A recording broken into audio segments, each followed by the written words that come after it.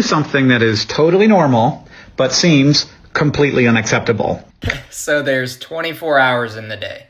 They say we should sleep around 8 hours a night, which leaves 16 hours. Most people work anywhere from 8 to 12 hours of those 16 hours, which can leave you 4 hours in the day to relax, have a social life, enjoy time with your family, live, eat.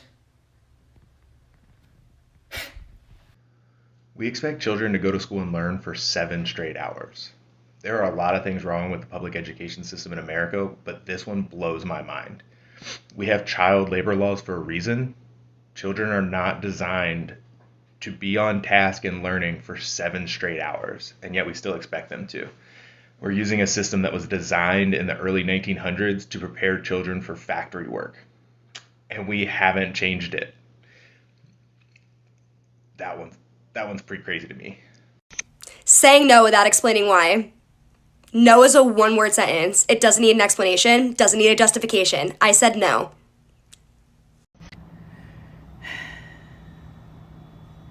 My mom's sister married my dad's brother.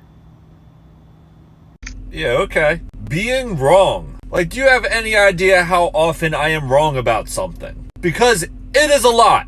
I would say that I'm wrong more often than I am right. But like, all of us are like, no, I can't be wrong.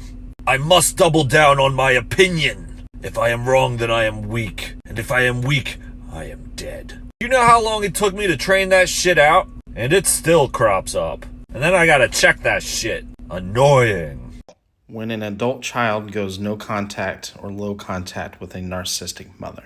Now, I don't know about normal, but I know that society has deemed this to be completely unacceptable. Cutting out toxic family members. For some reason, this society is so fucking dependent on the idea that family is the only constant, when it's not. You fight for family. Family's the only thing that's gonna be there for you when everyone else is— fuck that! That is nothing more than some sick sense of some blood obligation. If we're family and I care about you, my care for you has nothing to do with the fact that we're family and everything to do with the fact that I like you as a person. I refuse to allow my emotions to become obligatory. Otherwise, it's just disingenuous. And just as equally, if someone is toxic in my life, family or not, I will cease to care about them and they will be cut out of my life. Family should be about people who make you happy, not people who you are obligated to care about. Words that I've learned to live by: family don't end in blood, but it sure as fuck doesn't start there either. I've never been able to understand the way that people can accept believing in something based on faith. Faith is not a good thing. Faith is not a virtue.